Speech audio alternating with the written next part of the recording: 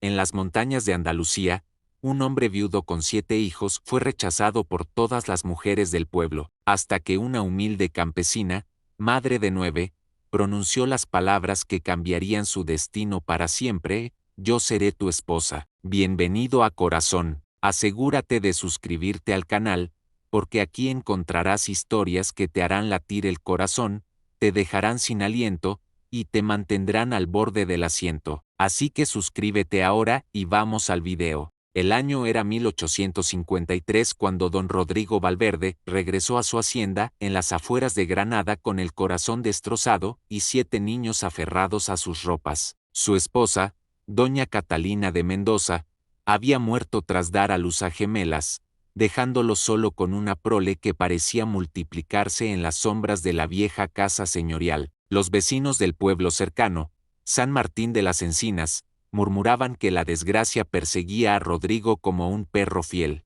Primero había sido la muerte de su padre, en circunstancias extrañas, luego la quiebra parcial de sus tierras por las malas cosechas, y ahora esto: 7 bocas que alimentar, 7 almas que criar, y ninguna mujer dispuesta a asumir semejante carga. Don Rodrigo tenía 38 años, hombros anchos curvados por el peso de la responsabilidad, y ojos color avellana que habían perdido su brillo. No era feo, pero tampoco era el galán que había sido en su juventud. Las arrugas se habían instalado prematuramente en su frente, y sus manos, antes suaves y aristocráticas, ahora estaban callosas del trabajo que había tenido que realizar personalmente tras reducir el personal de la hacienda. Sus hijos eran un desafío que ninguna soltera del pueblo quería enfrentar.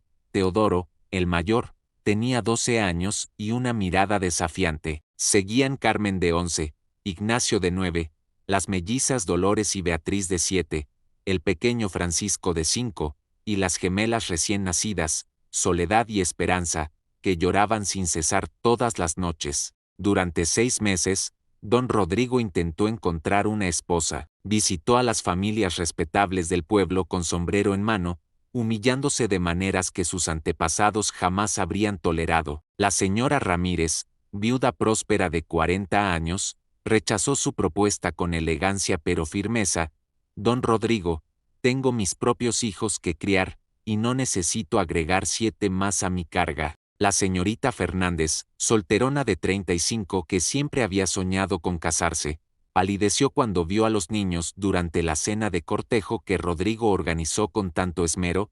Es demasiado, don Rodrigo. Simplemente, es demasiado. Incluso intentó con mujeres de clase más baja, pensando que quizás la promesa de ascenso social las tentaría, pero todas, desde la hija del comerciante hasta la sobrina del herrero, encontraron excusas corteses pero inequívocas. Los niños eran ruidosos, indisciplinados, sin la mano firme de una madre. Teodoro había desarrollado un carácter hosco y respondón. Las mellizas peleaban constantemente. El pequeño Francisco se negaba a hablar desde la muerte de su madre. Y las gemelas eran un recordatorio viviente de la tragedia que había destruido aquella familia. La desesperación comenzó a apoderarse de Rodrigo. Sin una mujer en la casa, el caos reinaba. La vieja ama de llaves, doña Gertrudis, hacía lo que podía con sus 70 años a cuestas, pero las gemelas requerían atención constante. Los niños mayores necesitaban educación y disciplina, y la casa misma parecía desmoronarse como símbolo perfecto de una familia sin centro. Las comidas eran irregulares, la ropa estaba sin remendar, los estudios abandonados. Rodrigo pasaba las noches en vela, paseando por los corredores oscuros de la hacienda mientras escuchaba los llantos de sus hijas menores y se preguntaba qué terrible pecado había cometido para merecer tal castigo. Fue el padre Anselmo, el viejo párroco de San Martín, quien finalmente le habló de Inés Montero. Es viuda, don Rodrigo, explicó el sacerdote una tarde lluviosa de noviembre, mientras tomaban vino aguado en la sacristía. Tiene 9 hijos propios. 9. Don Rodrigo vive en una casita más allá del molino, trabajando la tierra que su difunto esposo le dejó. No es de tu clase, desde luego, pero es mujer trabajadora, piadosa, y el padre Anselmo hizo una pausa significativa. Tiene un corazón más grande que estas montañas. Rodrigo sintió una mezcla de esperanza y estupefacción. ¿9 hijos? Repitió con incredulidad. Padre, yo tengo 7 y apenas puedo con ellos. ¿Cómo podría una mujer con 9 aceptar 7 más? El padre Anselmo sonrió con sabiduría, porque cuando ya has criado 9, hijo mío, 7 más no parecen tan imposibles, y porque Inés Montero entiende algo que las otras mujeres, no, que el amor no se divide, se multiplica. Rodrigo sintió vergüenza. ¿Había caído tan bajo que ahora debía buscar esposa entre las campesinas? Pero cuando miró por la ventana de la sacristía hacia la plaza del pueblo, donde sus hijos jugaban sin supervisión adecuada, sucios y desaliñados, supo que no tenía alternativa. ¿Crees que aceptaría verme?, preguntó con voz ronca. El padre Anselmo asintió lentamente. Puedo preguntarle, pero debes saber algo,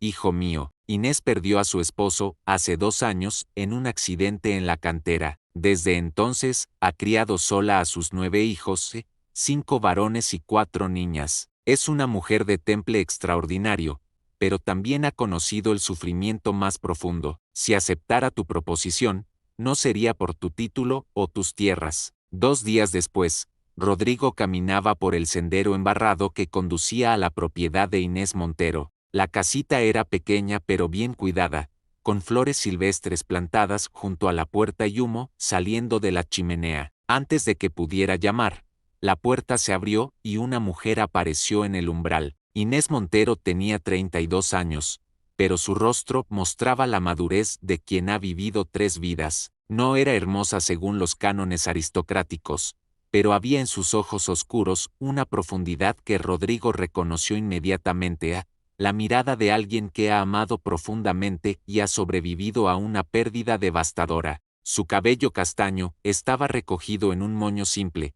y su vestido de lana tosca estaba limpio aunque remendado en varios lugares. Don Rodrigo Valverde, dijo ella con una reverencia que no era servil sino respetuosa. El padre Anselmo me avisó de su visita. Entre, por favor. Su voz era suave pero firme, sin el temor o la adulación que Rodrigo había encontrado en otras mujeres. Dentro de la casa, todo era orden y limpieza a pesar de la evidente pobreza. 9 niños estaban distribuidos por la pequeña vivienda, los mayores ayudando con tareas domésticas, los medianos haciendo sus lecciones escolares con trozos de carbón sobre pizarras usadas, y los más pequeños jugando tranquilamente en un rincón. Los 5 varones, de edades que parecían ir de los 3 a los 14 años, lo miraron con curiosidad cautelosa. Las 4 niñas, desde una bebé en brazos de la mayor hasta una adolescente de 12 años, observaron con mezcla de timidez y valentía. Rodrigo se sentó en la silla que Inés le ofreció, abrumado por lo que veía. 9 niños.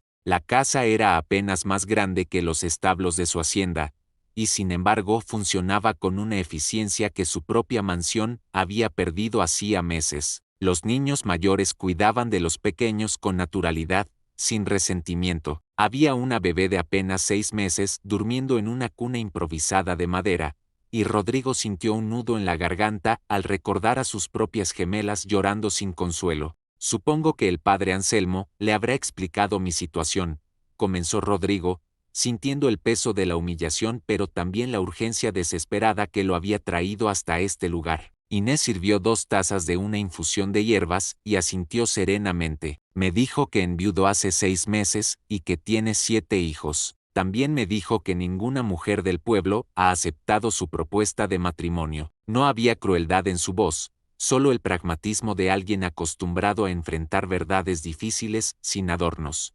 Rodrigo bebió de la infusión, que estaba amarga pero caliente. Es cierto, las he asustado a todas. 7 niños son demasiados, especialmente cuando 2 de ellos son bebés que requieren cuidado constante, y el resto está, buscó la palabra correcta, descontrolado. Sin una madre, sin estructura, están volviéndose salvajes. Mi hijo mayor me desafía abiertamente, las mellizas pelean hasta hacerse sangrar. El pequeño no ha pronunciado una palabra desde que murió su madre, y las gemelas, su voz se quebró ligeramente, lloran sin parar. Inés escuchó sin interrumpir, sus manos callosas envueltas alrededor de su propia taza. Rodrigo esperaba ver shock, rechazo, la misma expresión de horror que había visto en todas las demás. Pero en cambio, vio comprensión. Cuando finalmente habló, sus palabras lo sorprendieron completamente. Don Rodrigo, yo también estoy desesperada. Rodrigo levantó la vista bruscamente. Inés continuó, su voz tranquila pero con un dejo de vulnerabilidad que no había mostrado antes. Tengo 9 hijos que alimentar con lo que produzco de un pedazo de tierra que apenas da para medio año. Mi hijo mayor, Mateo, tiene 14 años y debería estar aprendiendo un oficio, pero no puedo pagarlo. Mi hija Ana tiene 12 y ya los hombres del pueblo la miran de maneras que me aterrorizan. Los medianos necesitan educación que no puedo darles. Y la pequeña Lucía, su voz se quebró ligeramente, tiene apenas 6 meses y temo que no sobreviva el próximo invierno si no consigo comida suficiente. Rodrigo sintió algo cambiar en su pecho. No estaba pidiendo caridad a una campesina. Estaban dos náufragos discutiendo cómo compartir el único trozo de madera que flotaba en el mar. Entonces, dijo Inés, mirándolo directamente a los ojos con una valentía que lo dejó sin aliento,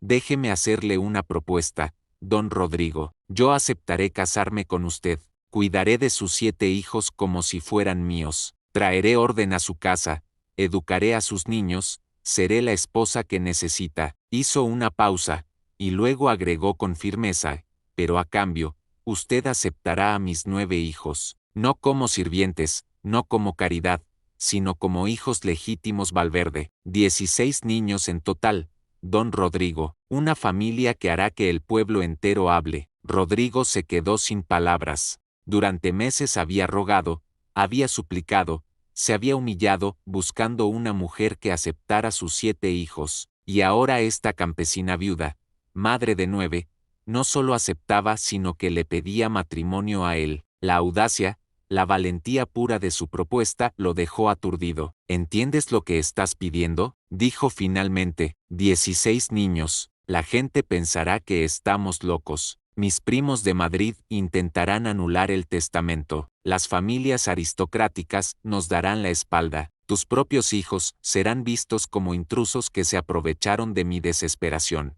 Lo sé, respondió Inés con calma, y no me importa. Mis hijos tienen hambre ahora. Su futuro es incierto ahora. Lo que la gente diga en 10 años no salvará a mi bebé este invierno. Lo que sus primos piensen no pondrá comida en la mesa de mis hijos mañana. Se inclinó hacia adelante, y Rodrigo vio en sus ojos la misma desesperación que él sentía. Puedo darle lo que necesita, una madre para sus hijos, orden en su casa, compañía en su soledad. Y usted puede darme lo que necesito, seguridad, educación para mis hijos, un futuro. Es un intercambio justo, don Rodrigo. No hay amor romántico aquí, solo dos personas que se necesitan mutuamente. Rodrigo sintió lágrimas picando en sus ojos. Serían tratados exactamente igual que los míos, respondió con voz temblorosa. Compartirían la misma mesa, la misma educación, las mismas oportunidades. Los 9 llevarían el apellido Valverde si así lo desean. Y llora. Tragó con dificultad. Yo te prometo que mientras yo viva, nadie en esa casa tratará a tus hijos como inferiores. Inés extendió su mano. Entonces tenemos un acuerdo. Rodrigo tomó su mano, sintiendo las callosidades, la fuerza que había en esos dedos que habían trabajado hasta sangrar para mantener a 9 niños. Tenemos un acuerdo, repitió. Los niños de Inés, que habían estado fingiendo no escuchar, intercambiaron miradas de asombro y esperanza. Mateo, el mayor, se acercó con expresión seria. ¿Esto es real?, preguntó con voz que intentaba sonar madura pero que temblaba de emoción. ¿De verdad podremos vivir en la hacienda? ¿Tendremos suficiente comida? Rodrigo miró al muchacho, viendo en él al hermano mayor que Teodoro necesitaba, alguien que entendiera la responsabilidad. Es real, confirmó, y no solo tendrán comida, tendrán educación, un futuro, una familia. Ana, la hija de 12 años, preguntó tímidamente, ¿y nosotros? ¿Seremos verdaderamente parte de la familia? ¿No seremos sirvientes? Inés respondió antes que Rodrigo: serán Valverde, Ana, tan Valverde como cualquiera de los hijos de don Rodrigo. La decisión estaba tomada, pero Inés tenía condiciones. y las presentó con la misma claridad pragmática que había mostrado desde el principio. Sacó un papel donde había escrito cuidadosamente sus requisitos. Primero, todos los niños recibirían la misma educación sin distinción. Segundo, sus hijos conservarían también el apellido Montero, si lo deseaban, honrando la memoria de su padre. Tercero, ella tendría autoridad completa sobre todos los niños en asuntos domésticos. Cuarto, mantendría su pequeña propiedad como seguridad para sus hijos. Y quinto, tendrían habitaciones separadas durante el primer año para adaptarse como familia, antes de convertirse en esposos en el sentido completo. Rodrigo aceptó cada condición. Más aún, la respetó profundamente por tenerlas. Esta no era una mujer vendiendo su dignidad por escapar de la pobreza, era una madre protegiendo a sus hijos mientras buscaba una vida mejor para ellos. Hay una última cosa, agregó Inés. Debe prometerme que jamás se arrepentirá de esta decisión, que cuando los tiempos sean difíciles, y lo serán, no me dirá que traje demasiada carga a su vida. Rodrigo la miró con total honestidad. Inés, si algo he aprendido estos meses, es que la carga ya estaba allí. Tú no la estás agregando, nos estás ayudando a ambos a llevarla. La noticia de la boda se extendió por San Martín de las Encinas como fuego en hierba seca. Don Rodrigo Valverde, viudo aristocrático con 7 hijos, casándose con Inés Montero, campesina viuda con 16 niños bajo un mismo techo. El pueblo no hablaba de otra cosa. Las damas aristocráticas se escandalizaban detrás de sus abanicos. Ha perdido completamente la razón, murmuraba la señora Ramírez, la misma que había rechazado su propuesta meses atrás. Casarse con una campesina ya es suficientemente vergonzoso, pero una con 9 hijos, es grotesco. Los hombres del pueblo hacían apuestas sobre cuánto duraría el matrimonio. Le doy 3 meses antes de que la eche, decía el herrero. No, ni siquiera llegará a la boda, apostaba el comerciante. Cuando vea a todos esos niños juntos, saldrá corriendo. Pero había otros que veían algo diferente. Las mujeres mayores del pueblo, aquellas que habían criado familias numerosas en tiempos difíciles, asentían con aprobación. Esa Inés Montero es mujer de temple, comentaban. Si alguien puede manejar esa casa, es ella. Y los campesinos que conocían a la familia Montero hablaban con respeto de cómo Inés había mantenido a sus 9 hijos con dignidad después de enviudar. El padre Anselmo defendía la unión desde el púlpito. El matrimonio, predicaba, no es solo la unión de 2 personas, sino la creación de una familia, y cuando 2 familias rotas se unen para sanar juntas, eso no es escándalo, es milagro. La preparación para la boda fue un caos organizado. Inés insistió en que fuera una ceremonia simple, pero Rodrigo quería honrarla apropiadamente. Llegaron a un compromiso. Una boda modesta pero digna, donde todos los niños estarían presentes y serían reconocidos como parte de la nueva familia. La noche antes de la boda, Rodrigo reunió a sus 7 hijos en el salón principal de la hacienda. Necesitaba hablarles con honestidad sobre lo que vendría. Mañana, comenzó, mirando los rostros de sus hijos que mostraban emociones mezcladas, nos convertiremos en una familia de 16. Sé que es aterrador, sé que extrañan a su madre, sé que no es lo que habrían elegido. Hizo una pausa, buscando las palabras correctas. Pero Inés Montero es una buena mujer que nos está dando una oportunidad de ser familia nuevamente. Y sus 9 hijos, son niños como ustedes que han perdido a su padre, que han pasado hambre, que necesitan un hogar. Teodoro, el mayor, habló con la amargura que aún no había abandonado completamente. ¿Y se supone que debemos amarlos? ¿Llamar hermanos a extraños? No,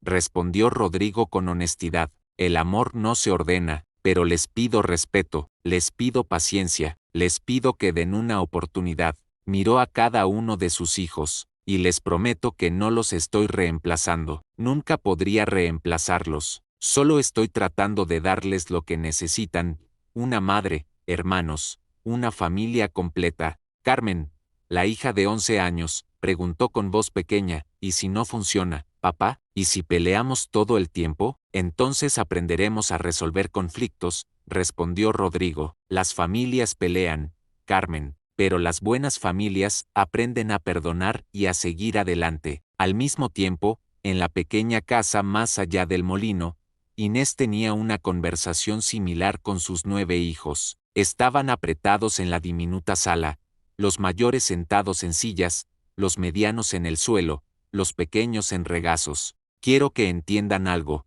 dijo Inés con voz firme pero amorosa. Esta decisión la tomé por ustedes, no porque no los ame tal como son, sino porque los amo tanto que quiero darles todo lo que merecen. Don Rodrigo nos está ofreciendo seguridad, educación, un futuro, pero también nos está pidiendo algo difícil, que compartamos con sus hijos todo lo que él nos dará. Mateo, su hijo mayor de 14 años, tenía la mandíbula apretada. Nos verán como intrusos, mamá, como campesinos que vinieron a robar su herencia. Probablemente, admitió Inés, al principio, pero ustedes les demostrarán quiénes son. Con trabajo, con respeto, con dignidad. No tienen que ganarse su lugar en esa familia, ya lo tienen, pero si tienen que mostrarse dignos del apellido que van a llevar. Ana, de 12 años, tenía lágrimas en los ojos. Tengo miedo, mamá. Inés la abrazó. Yo también, mi amor, pero tenemos que ser valientes, por nosotros, por tus hermanos pequeños,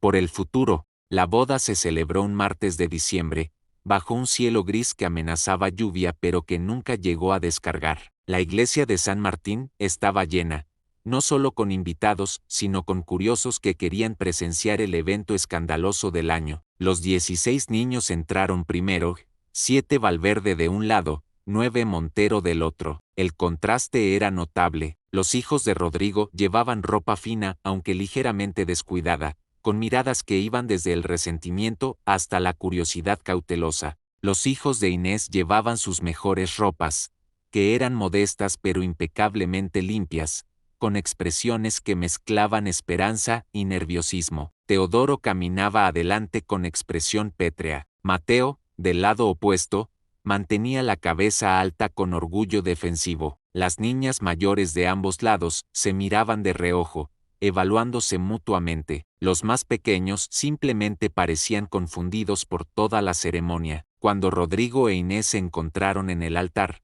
hubo murmullos por toda la iglesia. Ella llevaba un vestido sencillo de algodón azul, el mejor que tenía, con su cabello recogido simplemente. No había velo elaborado ni joyas. Rodrigo, en contraste, llevaba su mejor traje, pero había algo en su postura que no era de superioridad sino de igualdad. El padre Anselmo comenzó la ceremonia con palabras que claramente había escogido para dirigirse tanto a la pareja como a los murmuradores del pueblo. El matrimonio no es la unión de 2 personas perfectas, sino de 2 personas imperfectas que eligen amarse, respetarse y construir algo más grande que ellas mismas. Hoy no solo se unen Rodrigo e Inés, se unen 2 familias que han conocido el dolor, la pérdida, la desesperación, y de esa unión nacerá algo hermoso, una familia elegida, construida no en la perfección sino en la necesidad mutua y el valor compartido. Cuando llegó el momento de los votos, Inés habló primero. Su voz era clara y firme. Rodrigo Valverde, acepto ser tu esposa. Prometo cuidar de tus hijos como cuido de los míos. Prometo traer orden donde hay caos, amor donde hay dolor, esperanza donde hay desesperación. No te prometo perfección, pero te prometo mi mejor esfuerzo cada día. Rodrigo respondió con voz emocionada. Inés Montero, acepto ser tu esposo. Prometo honrar a tus hijos como honro a los míos. Prometo darte el respeto y la dignidad que mereces. Nunca olvidar el sacrificio que haces al unirte a mi familia, y construir contigo un hogar donde todos nuestros 16 hijos puedan florecer. Cuando se declararon esposos, no hubo beso apasionado, sino un apretón de manos firme y una mirada de entendimiento mutuo. Era el comienzo de una alianza, no de un romance, y ambos lo sabían. La recepción se realizó en la hacienda Valverde, y fue allí donde realmente comenzó la integración. Las 2 familias se mezclaron incómodamente. Los sirvientes que quedaban miraban con ojos desorbitados a los 9 niños Montero, explorando tímidamente la casa que ahora sería su hogar. Doña Gertrudis, el ama de llaves, se acercó a Inés con expresión evaluadora. Así que usted es la nueva señora. dijo con tono neutro. Espero que sepa en qué se está metiendo. Esta casa ha estado en caos durante meses. Inés miró a la anciana directamente a los ojos. He mantenido 9 hijos vivos y sanos con menos recursos de los que tiene esta casa en un solo armario, doña Gertrudis. Creo que podré manejar el caos. Por primera vez en meses, doña Gertrudis sonrió. Creo que tal vez sí pueda. La primera noche en la hacienda fue como intentar mezclar agua y aceite. Los 16 niños, que durante la boda habían mantenido una conducta relativamente civilizada, ahora exploraban los límites de su nueva realidad con la sutileza de un huracán. Los hijos de Rodrigo, acostumbrados a tener el control de la casa, a pesar del caos, sintieron su territorio invadido. Los hijos de Inés, abrumados por el tamaño de la hacienda, y conscientes de ser vistos como intrusos, se movían entre la maravilla y la defensiva.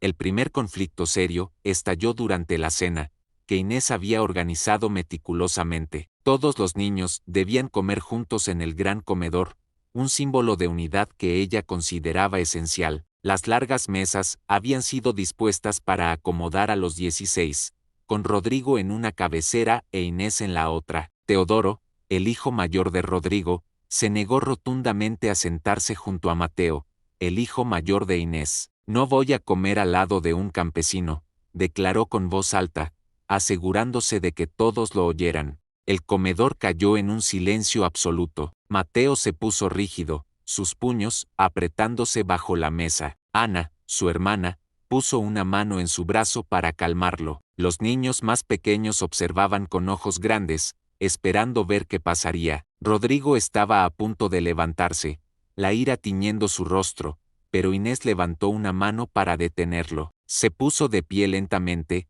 caminó hasta donde estaba Teodoro y se arrodilló frente a él para quedar a su altura, aunque el chico de 12 años era casi tan alto como ella. Teodoro, dijo con voz suave pero con acero debajo, sé que esto es difícil para ti. Has perdido a tu madre, tu mundo ha cambiado completamente, y ahora hay extraños en tu casa. Tienes derecho a estar enojado, tienes derecho a extrañar cómo eran las cosas antes. Hizo una pausa, asegurándose de tener su atención completa, pero lo que no tienes derecho a hacer es faltar al respeto a tus hermanos, porque eso es lo que son ahora, Teodoro, hermanos, y si vas a vivir bajo este techo, los tratarás con la misma dignidad que esperas para ti. No son mis hermanos, escupió Teodoro, aunque su voz temblaba ligeramente. Nunca lo serán. Inés asintió lentamente. Está bien, no tienes que amarlos hoy, ni mañana, ni siquiera el próximo mes, pero los respetarás. Así que ahora tienes 2 opciones. Te sientas en esa silla junto a Mateo y cenas con tu familia, o subes a tu habitación sin cenar.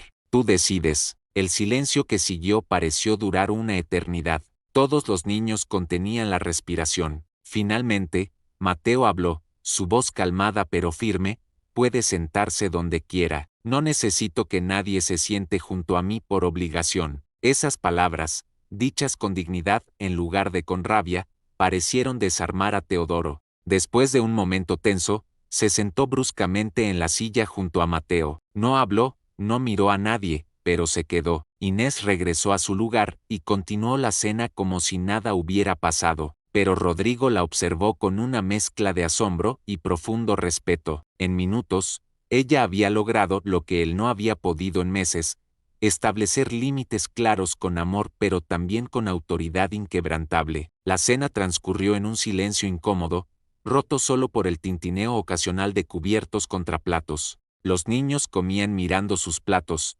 demasiado conscientes de la tensión que llenaba el comedor. Pero al final, todos habían comido juntos. Era un comienzo pequeño, pero era un comienzo. Después de la cena, vino el desafío de organizar las habitaciones. La hacienda era grande, pero 16 niños requerían una reorganización completa. Inés había planeado cuidadosamente: las niñas mayores compartirían habitaciones en pares, los niños mayores también, y los más pequeños estarían cerca de las habitaciones de los adultos para supervisión nocturna. Carmen, la hija de 11 años de Rodrigo, se encontró compartiendo habitación con Ana, la hija de 12 años de Inés. Las dos niñas se movían alrededor de la habitación como bailarinas cautelosas, cada una reclamando silenciosamente su espacio, sin confrontación directa. «Ese armario es tuyo», dijo Carmen finalmente, señalando el más pequeño de los dos. Ana miró el armario diminuto y luego el mucho más grande que Carmen estaba reclamando para sí misma. Por un momento,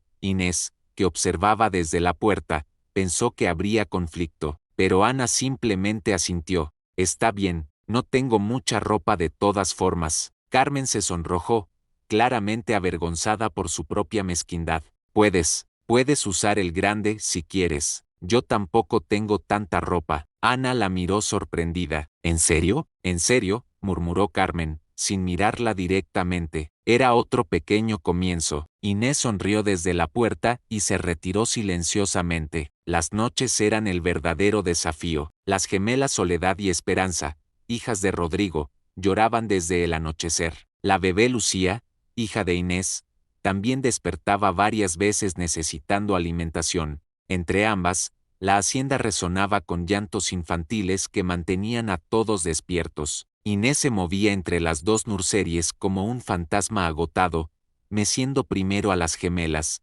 luego a su propia bebé, luego de vuelta a las gemelas. A las 3 de la madrugada de la tercera noche, mientras cargaba a Soledad en un brazo y a Lucía en el otro, sintió que sus piernas temblaban de agotamiento. Rodrigo apareció en la puerta, con Esperanza en sus brazos. «Dámela», dijo suavemente, refiriéndose a Lucía. «Tú ocúpate de las gemelas, yo puedo mecer a tu hija». Inés vaciló solo un segundo antes de transferir a la bebé a sus brazos. Rodrigo la tomó con sorprendente delicadeza, y comenzó a mecerla mientras tarareaba una canción de cuna que Inés no reconoció. La bebé, que no conocía a este hombre, protestó brevemente pero luego se calmó, encontrando consuelo en el ritmo del mecido y el calor de un cuerpo adulto. Se quedaron así durante horas, en la penumbra de la nursería, cada uno con bebés que no habían nacido de sus propios cuerpos pero que ahora eran responsabilidad compartida. No hablaron, pero en ese silencio exhausto nació algo nuevo, una comprensión mutua de la enormidad de lo que habían emprendido, y la necesidad absoluta de hacerlo juntos. Los días siguientes trajeron más desafíos. Los niños medianos, aquellos entre 7 y 10 años, formaron alianzas complejas que cambiaban día a día. Las mellizas Dolores y Beatriz, hijas de Rodrigo, encontraron en los hermanos gemelos de Inés, Pedro y Tomás de 8 años, compañeros perfectos para sus travesuras. Juntos, los cuatro se convirtieron en un torbellino de energía caótica que dejaba rastros de destrucción menor por toda la hacienda, jarrones volcados, gallinas perseguidas, cortinas convertidas en fortalezas improvisadas. Francisco, el hijo de 5 años de Rodrigo que no había hablado desde la muerte de su madre, observaba todo desde las sombras. Se movía por la casa como un pequeño fantasma, siempre presente pero nunca participando. Inés lo notó y, en lugar de forzarlo a interactuar, simplemente se aseguraba de que siempre hubiera un espacio para él en cualquier actividad. Una silla vacía en la mesa de manualidades, un lugar junto a ella cuando leía cuentos a los más pequeños, una invitación silenciosa que no exigía respuesta. Fue Gabriel, el hijo de 3 años de Inés, quien finalmente rompió el aislamiento de Francisco. El pequeño Gabriel era demasiado joven para entender las complejas tensiones familiares. Para él, Francisco era simplemente otro niño en una casa llena de ellos. Un día, Gabriel simplemente tomó la mano de Francisco y lo arrastró hacia donde estaba jugando con bloques de madera. «Ayuda», demandó Gabriel con la confianza absoluta de un niño pequeño que no conoce el rechazo. Francisco miró los bloques, luego al pequeño Gabriel, y lentamente, muy lentamente, se arrodilló y comenzó a construir. No habló, pero participó, y cuando Gabriel aplaudió emocionado ante la torre que construyeron juntos, Francisco esbozó la primera sonrisa genuina que alguien le había visto en meses. Inés observó la escena desde la puerta de la cocina, con lágrimas silenciosas rodando por sus mejillas. Rodrigo, que estaba junto a ella revisando cuentas, siguió su mirada y sintió un nudo en la garganta. «Está sanando», susurró. «Gracias a tu hijo, gracias a nuestra familia», corrigió Inés suavemente. Pero no todo eran momentos tiernos. Los conflictos seguían surgiendo con regularidad predecible. Ignacio, el hijo de 9 años de Rodrigo, peleó con Miguel, el hijo de 11 años de Inés, por quien tenía derecho a usar el caballo más rápido. La pelea escaló hasta los puños antes de que Mateo y Teodoro, en un raro momento de cooperación, los separaran. Inés y Rodrigo se sentaron con los dos niños en el estudio, determinados a enseñarles resolución de conflictos en lugar de simplemente castigarlos. ¿Por qué peleaban?, preguntó Rodrigo con voz calmada pero firme. Él dijo que el caballo era suyo, protestó Ignacio. Y lo es, replicó Miguel. Mi mamá dijo que todo lo que es de don Rodrigo es nuestro también, así que el caballo es mío tanto como suyo. Y tiene razón, dijo Rodrigo, sorprendiendo a ambos niños. El caballo es de ambos. De hecho, es de todos en esta familia, así que tienen que aprender a compartir. ¿Cómo podríamos resolver esto? Los niños se miraron con hostilidad residual. Finalmente, Ignacio murmuró, supongo que podríamos turnarnos. ¿Días alternos?, sugirió Miguel con cautela. Días alternos, acordó Ignacio a regañadientes. Excelente, dijo Inés, y para que recuerden esta lección, ambos van a cepillar y alimentar al caballo juntos durante la próxima semana. Todos los días, juntos. Los niños gimieron al unísono, pero Rodrigo escondió una sonrisa. Era un castigo sabio, los obligaba a cooperar en lugar de simplemente separarlos. Doña Gertrudis, el ama de llaves, observaba todo con ojos críticos pero cada vez más aprobadores. Una tarde, mientras ayudaba a Inés a organizar la despensa, comentó, pensé que esta casa se vendría abajo con tantos niños, pero usted tiene mano firme y corazón blando en los momentos correctos. Inés sonrió cansadamente. No tengo opción. 16 niños no me permiten el lujo de la inconsistencia. 16 niños, repitió doña Gertrudis, moviendo la cabeza con asombro. Aún no puedo creerlo, pero sabe, los veo a todos juntos en la mesa, y empiezan a parecer una familia de verdad. Todavía pelean, por supuesto, pero pelean como hermanos, completó Inés, no como enemigos. Esa es la diferencia. El cambio más notable vino de una fuente inesperada. Teodoro, el hijo mayor de Rodrigo que había sido el más resistente a la nueva situación, tuvo un encuentro que cambiaría su perspectiva completamente. Un día, mientras estaba en el pueblo haciendo recados, un grupo de niños aristocráticos comenzó a burlarse de él. Oí que tu padre se casó con una campesina, se burló el hijo del comerciante más rico, y que ahora tienes que compartir tu herencia con un montón de bastardos campesinos. Teodoro sintió la rabia hirviendo en su pecho,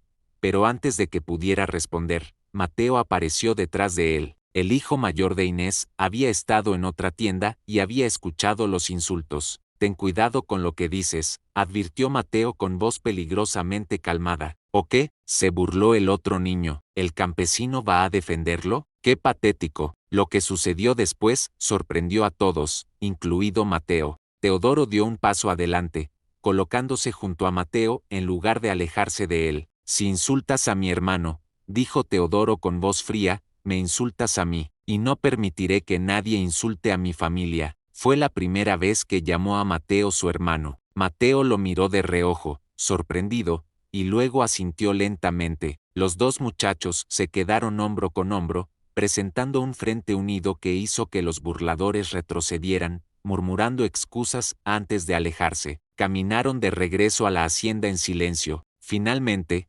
Mateo habló, gracias, por llamarme tu hermano. Teodoro se encogió de hombros, incómodo. Bueno, técnicamente lo eres, aunque seas irritante. Mateo sonrió. Tú también eres irritante. Supongo que podemos ser hermanos irritantes juntos, ofreció Teodoro. Supongo que sí, acordó Mateo. No era amor fraternal instantáneo, pero era aceptación, y eso era suficiente por ahora. Esa noche, durante la cena, Teodoro se sentó voluntariamente junto a Mateo. Los otros niños lo notaron, intercambiando miradas significativas. Si el mayor de los Valverde había aceptado al mayor de los Montero, tal vez todos podrían hacer lo mismo. Inés y Rodrigo también lo notaron. Bajo la mesa, Rodrigo tomó la mano de Inés y la apretó suavemente. Ella le devolvió el apretón, y en ese gesto silencioso compartieron una victoria pequeña pero significativa. La familia estaba comenzando a fusionarse, no perfectamente, no sin dolor ni conflicto, pero estaba sucediendo. 16 niños de dos familias rotas estaban aprendiendo a convertirse en una sola. Fue durante el segundo mes cuando Inés comenzó a notar las anomalías de la hacienda. Había habitaciones que permanecían cerradas con llave en el ala este, y cada vez que preguntaba por ellas, Rodrigo se ponía tenso y cambiaba de tema. Doña Gertrudis hacía lo mismo, desviando la conversación con transparencia apenas disimulada. Los niños también lo habían notado. Ana, la hija de 12 años de Inés, le confesó una noche que había escuchado pasos en el ático cuando todos estaban abajo. Rosa, de 9 años, juró que había visto una sombra moviéndose detrás de las ventanas del ala este cuando nadie debería estar allí. Incluso Carmen, la hija de Rodrigo, admitió tímidamente que su madre había estado obsesionada con el ala este antes de morir, pasando horas allí sola, y que eso había causado terribles peleas entre sus padres. Inés no era supersticiosa, pero tampoco era tonta. Había secretos en esta casa, fantasmas de un pasado que Rodrigo guardaba celosamente. Una tarde, mientras los niños estaban ocupados con sus lecciones bajo la supervisión de doña Gertrudis y de Mateo, quien había demostrado ser excelente maestro para los más pequeños, Inés decidió explorar. Tomó el manojo de llaves que había encontrado en el escritorio de Rodrigo y se dirigió al ala este. El corredor estaba oscuro, incluso a media tarde, las ventanas cubiertas con cortinas pesadas que no habían sido abiertas en meses, quizás años. El aire olía a cerrado, a polvo y a algo más, un perfume floral débil pero persistente que le erizó la piel. La tercera llave abrió la primera puerta. Era un salón elegante, amueblado con gusto exquisito pero cubierto de polvo. Sobre la chimenea había un retrato de una mujer hermosa de aproximadamente 25 años, con cabello rubio recogido en rizos elaborados y un vestido azul de seda. Sus ojos claros y penetrantes tenían algo inquietante, algo que no era del todo feliz. Catalina, susurró Inés, reconociendo a la primera esposa de Rodrigo. Este retrato mostraba a una Catalina joven, antes de los 7 embarazos que eventualmente la matarían. Exploró más adentro y encontró un estudio personal, escritorio de madera de cerezo, estanterías llenas de libros en francés e italiano, un diván junto a la ventana. Sobre el escritorio, como si su dueña acabara de salir, había cartas. Inés sabía que no debería leerlas. Estaba invadiendo la privacidad de una mujer muerta, pero algo, una necesidad instintiva de entender a la familia que ahora era suya, la impulsó a tomar la primera carta. Estaba dirigida a mi queridísima Catalina y firmada por alguien llamado Eduardo Santa Cruz. Inés comenzó a leer y sintió como el mundo se inclinaba bajo sus pies. Era una carta de amor, ardiente y apasionada, llena de promesas de encuentros secretos y declaraciones de un amor que trasciende los lazos del matrimonio conveniente. Había docenas más, una correspondencia que se extendía por al menos 3 años. Eduardo Santa Cruz había sido el amor verdadero de Catalina, un amor que ella había conocido después de casarse con Rodrigo. Las últimas cartas eran borradores que Catalina nunca envió. En ellas, Inés encontró una tragedia creciente. Catalina había querido abandonar a Rodrigo, huir con Eduardo, pero estaba continuamente embarazada, atrapada en un ciclo de maternidad que la debilitaba física y emocionalmente. No puedo más, decía una carta, cada embarazo me mata un poco más. Rodrigo insiste en tener más hijos, en construir su dinastía, sin importarle que mi cuerpo está destruido. Eduardo, mi amor, espérame, cuando este niño nazca, encontraré la manera de liberarme. Pero las gemelas habían nacido, y Catalina había muerto. Su escape había llegado de la manera más cruel posible. Inés sintió náuseas. ¿Sabía Rodrigo de esta infidelidad? ¿Había descubierto las cartas? ¿Era por eso que mantenía el ala este cerrada? Y más importante, ¿qué significaba esto para sus hijos? especialmente para las gemelas Soledad y Esperanza. De repente, escuchó pasos rápidos en el corredor. Se volvió justo cuando Rodrigo apareció en la puerta, su rostro una máscara de furia y dolor. ¿Qué haces aquí? Su voz era peligrosamente baja. Inés sostuvo las cartas, negándose a ser intimidada, encontrando las verdades que me ocultaste. Dijiste que tu esposa murió en el parto. No dijiste que murió tratando de escapar de ti. Rodrigo se tambaleó como si lo hubiera golpeado físicamente. No sabes de qué hablas. Inés levantó las cartas. Estas me dicen todo lo que necesito saber. Catalina no te amaba, Rodrigo. Estaba enamorada de otro hombre. Te engañó durante años. ¿Y tú, lo sabías? ¿Por eso la mantenías embarazada constantemente? ¿Para mantenerla prisionera? La acusación quedó suspendida en el aire polvoriento entre ellos, pesada y terrible. Rodrigo cerró los ojos, y cuando los abrió nuevamente, Inés vio en ellos un sufrimiento tan profundo que casi lamentó haber hablado. Lo descubrí 3 años antes de que muriera, dijo con voz hueca. Encontré una carta de Eduardo oculta en su joyero. Cuando la confronté, ella lo admitió todo. Me dijo que nunca me había amado, que nuestro matrimonio había sido arreglado por nuestras familias y que ella había cumplido con su deber dándome herederos, pero que su corazón le pertenecía a otro. Se sentó pesadamente en una silla, de repente pareciendo 10 años mayor. No la mantuve embarazada para aprisionarla. Eso es monstruoso,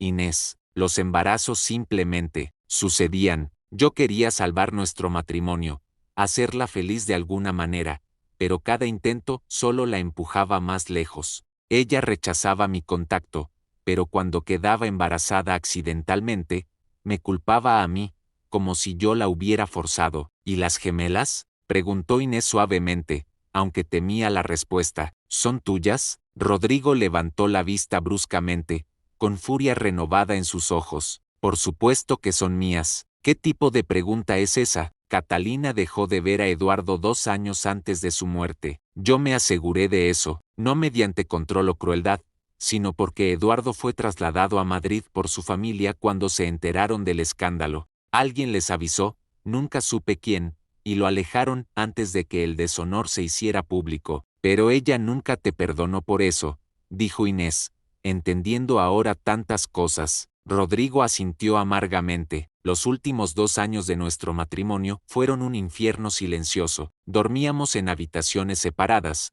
Apenas nos hablábamos, excepto cuando era necesario frente a los niños. Pero luego quedó embarazada una última vez, las gemelas, y estúpidamente pensé que quizás un nuevo comienzo, que tal vez si sobrevivía al parto podríamos encontrar algún tipo de paz. Su risa fue corta y sin humor. En cambio, el parto la mató, y parte de mí, Dios me perdone, pero parte de mí se pregunta si simplemente se rindió, si decidió que prefería morir a seguir viviendo una vida que odiaba. El silencio que siguió fue denso con dolor no expresado. Finalmente, Inés habló, caminando hacia él y arrodillándose frente a su silla. Rodrigo, necesito que entiendas algo. Me casé contigo sabiendo que no me amabas, que tu corazón estaba enterrado con Catalina. Pero esto cambia las cosas.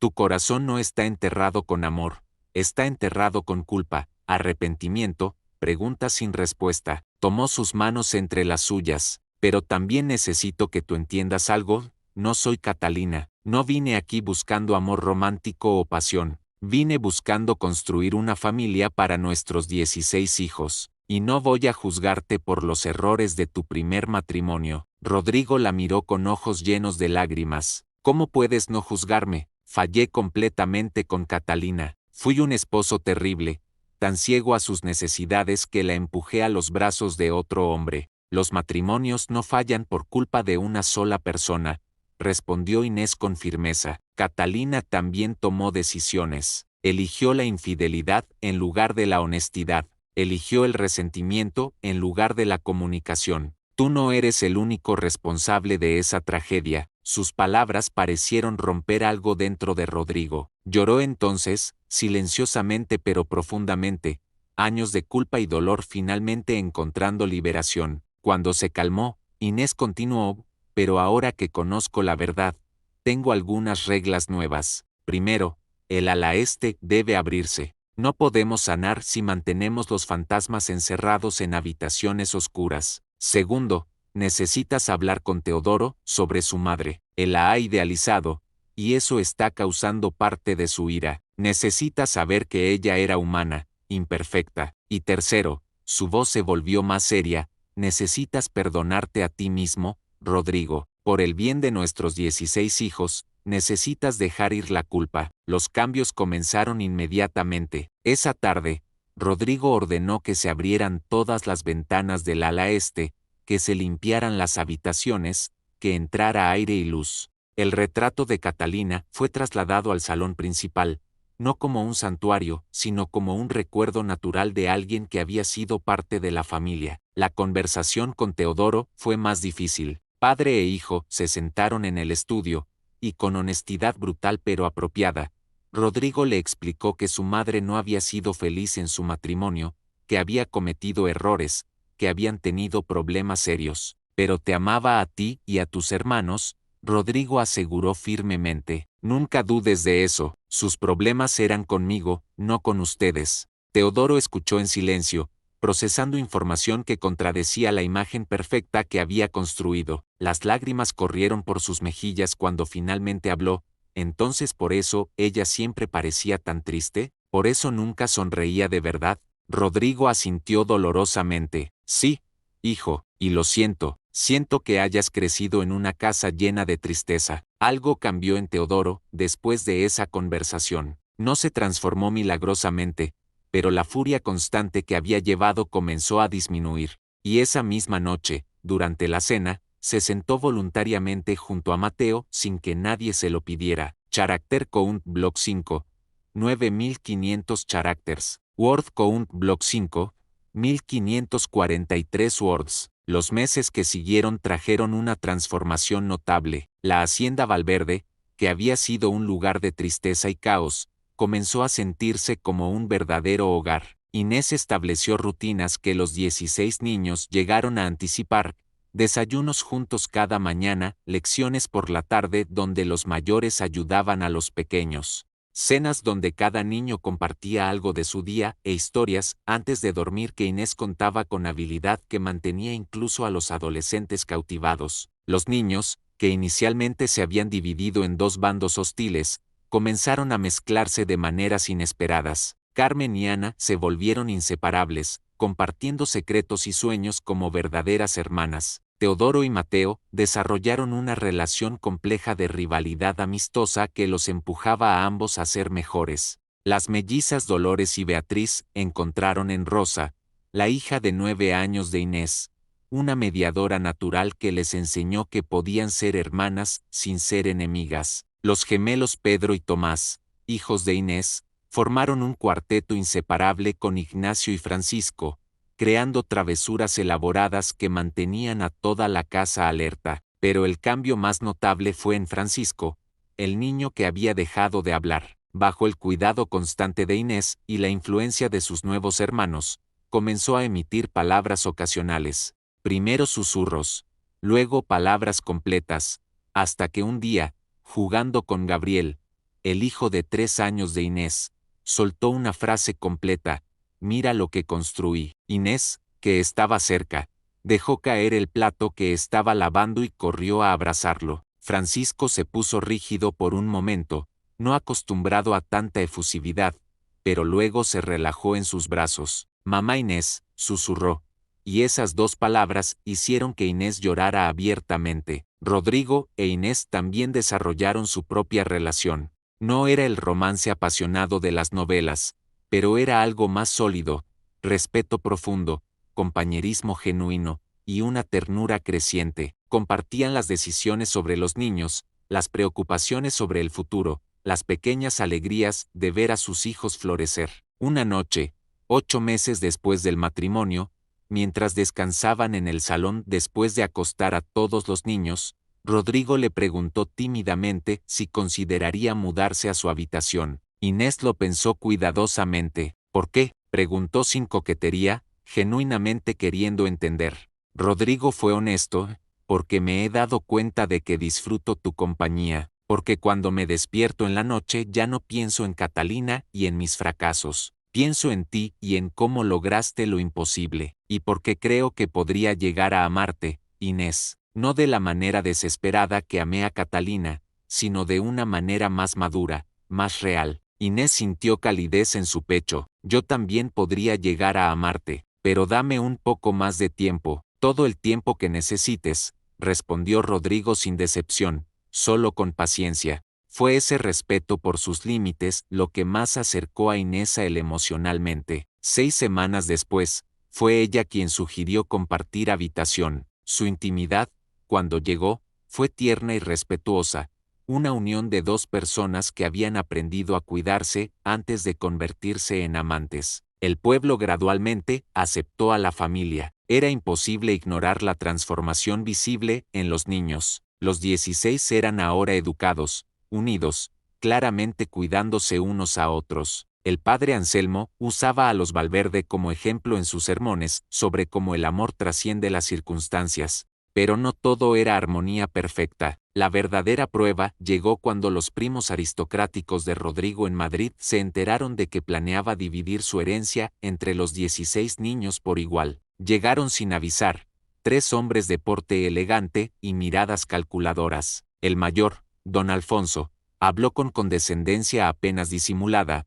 Rodrigo, nos han llegado rumores preocupantes. ¿Es cierto que planeas dilapidar el patrimonio familiar en niños que no llevan nuestra sangre? Los 16 niños estaban presentes, habiendo sido llamados por Rodrigo intencionalmente. Quería que vieran esto, que entendieran que su familia enfrentaría oposición pero que estarían unidos. Estos niños son mi familia, respondió Rodrigo con calma. Todos llevan el apellido Valverde, y todos recibirán partes iguales de mi herencia. Entonces nos veremos en los tribunales, amenazó don Alfonso. No permitiremos que el apellido Valverde sea arrastrado al barro por sentimentalismos. Hubo un momento de silencio tenso. Luego, Mateo dio un paso adelante. Nuestra familia no se rompe. Teodoro se colocó junto a él. Y si quieren luchar, tendrán que luchar contra todos nosotros. Uno por uno, los 16 niños se movieron hacia adelante, formando una línea sólida detrás de Rodrigo e Inés. Los más pequeños no entendían completamente qué estaba pasando, pero sabían que su familia estaba siendo amenazada y respondieron con lealtad instintiva. Los primos se miraron entre sí, claramente no esperando esta unidad. Murmuraron excusas y se retiraron a sus carruajes. Intentaron levantar un proceso legal, pero la evidencia de que Rodrigo actuaba en pleno uso de sus facultades, junto con testimonios del pueblo, desarticuló cualquier intento. Eventualmente desistieron, derrotados no por documentos, sino por la fuerza moral de la familia. Un año después de la boda, Inés anunció que estaba embarazada. Sería el hijo número 17, el primero nacido de su unión con Rodrigo. La reacción fue una explosión de alegría. Los 16 hermanos mayores se turnaban para tocar su vientre, para hablar con el bebé no nacido, para planear cómo lo cuidarían. No había celos ni resentimiento, solo emoción genuina por un nuevo miembro de su familia ya enorme. ¿Cómo lo llamaremos?, preguntó Carmen durante la cena una noche. Si es niño, Gabriel, dijo Rodrigo, mirando a Inés, el que trae buenas noticias. Y si es niña, agregó Inés con una sonrisa, Esperanza, porque eso es lo que este bebé representa, esperanza para el futuro. El bebé nació en una madrugada de primavera. Era un niño, Gabriel, con los ojos oscuros de Inés y el cabello castaño de Rodrigo. Los 16 hermanos mayores se turnaban para cargarlo, cantarle, mimarlo. Gabriel creció rodeado de amor abundante. Los años pasaron, los niños crecieron, se educaron, algunos se casaron y tuvieron sus propios hijos. La hacienda Valverde se llenó de nietos que nunca conocieron el dolor que una vez reinó allí. Solo escuchaban la historia de cómo su abuelo Rodrigo, viudo con 7 hijos, encontró a su abuela Inés, viuda con 9, y juntos crearon algo extraordinario. Cuando Rodrigo murió a los 68 años, rodeado de sus 17 hijos y docenas de nietos, sus últimas palabras fueron para Inés: gracias por salvarme, por salvarnos a todos. Inés lo siguió 6 meses después, como si su cuerpo simplemente decidiera que era tiempo de reunirse con su esposo. Fueron enterrados juntos bajo un epitafio que sus hijos escribieron.